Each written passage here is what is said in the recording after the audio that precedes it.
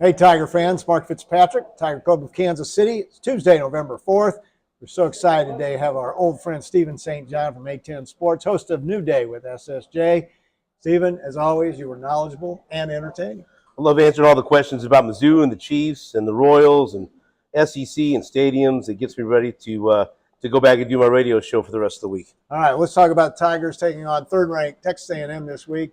Matt Zollers, freshman, stepping in as starting quarterback. Your thoughts on the game coming up? I'm really excited to see Matt Zollers, four-star quarterback, that true freshman, stepped in that game at Vanderbilt. And, I mean, he exceeded my expectations. That fourth down touchdown pass that kept Mizzou in the game. And you know what? I think with 2 weeks of preparation, considering he has that talent around him in the skill positions and a hell of a defense, look, I'm not giving up on the season. And you see other true freshmen around college football performing at a high level. Why not Matt Zollers? Zollers season, baby. So, college football this season pretty wide open. Ohio State's been the true number one all season. They haven't played that tough a schedule. I can see an upset happening this week with the Tigers. Oh, absolutely. I'm looking forward to the game. It's only a 7-point spread. And, you know, Texas A&M, they are solid across the board. But remember, 16-10 is what the score was against Auburn.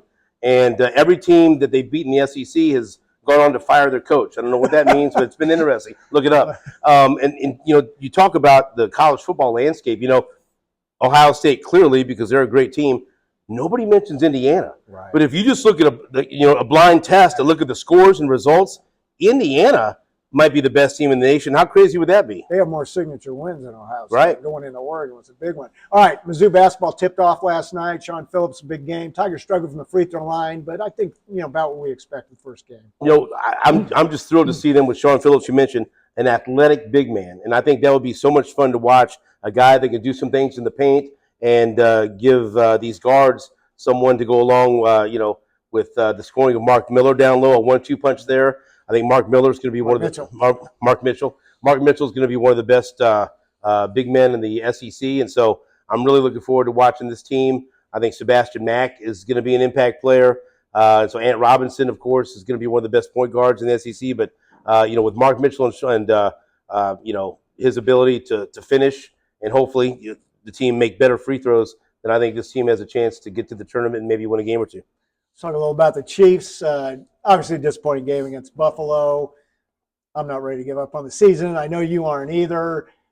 Bye week probably came at a great time. What you think? Yeah, you got to get Josh Simmons back at left tackle. Hopefully, when you watch this, the trade deadline has passed and the Chiefs will have acquired some type of pass rusher on the defensive line. But look, they're 5-4 right now. I think they'll go to Denver and win. They're going to make the playoffs. They have to win the game at Denver to win the division. But I still think that they're going to play better football in the second half. Rashee Rice, we haven't seen him at full strength yet. He's just still getting acclimated to the offense. He missed a lot of football. You know, once they get Isaiah Pacheco back, I think that this team will finish strong. They'll still win 11 games and end up in the postseason. And if they can sweep Denver, maybe even once again the AFC West champs. All right, let's talk about the Royals for a little bit. Finished 82-80. With all the injuries they had, I think it's still a pretty good season. What do they got to do on offense to get better next year? Well, they have to go out and find another guy that can hit the ball over the wall. You know, you've got Bobby Wood Jr., Michael Garcia, Vinny Pasquantino, Salvi. That's a great nucleus to build around. I'm still high on Jack Caglione, Carter Jensen, the catching prospect out of Park Hill High School. I think he's got a tremendous upside. But if they can go out and either via free agency or trade land one more bat to extend that lineup, I think they have the pitching, the bullpen to compete. And look, every starter in the rotation was on the IL this year, and they still found a way to be in the mix for a playoff spot, you know, with the final weeks of the season. So if they can stay relatively healthy, get Chris Bubich back, or maybe Chris Bubich is the kind of trade bait they have to dangle out there to get a bat. Get another bat. Hopefully, Caglione and Carter Jensen continue to improve, and we'll see this team back in the postseason. 26 years on Sports Radio 810 for you. Just think back on your career. What are some of the highlights? Wow. I mean, you know, doing the nighttime show, which was called the Stephen St. John Show. Great name. Clever you know, name, yeah, yeah. absolutely. I thought about that for hours. And getting a chance to talk about the teams that I grew up loving. You know, I grew up in Kansas City. I grew up a Mizzou fan, a Chiefs fan, a Royals fan. And so I was always so blessed to be able to talk about those teams from my first job in radio. I didn't have to go to another town and work my way back home.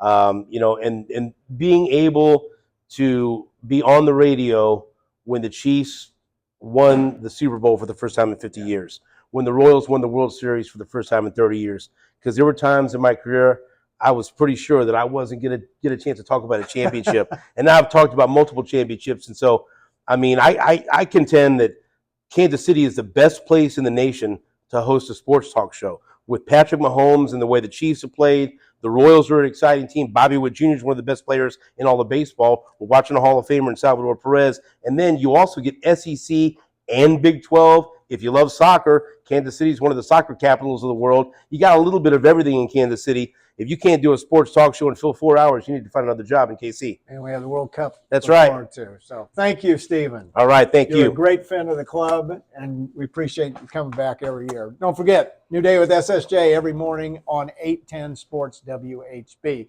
Hey, next week our speaker is a first-timer for the Tiger Club, Tucker Franklin, who writes for the Kansas City Sports Network. So come on, check us out at the Flea Market. For information on events and speakers, go to kctigerclub.com.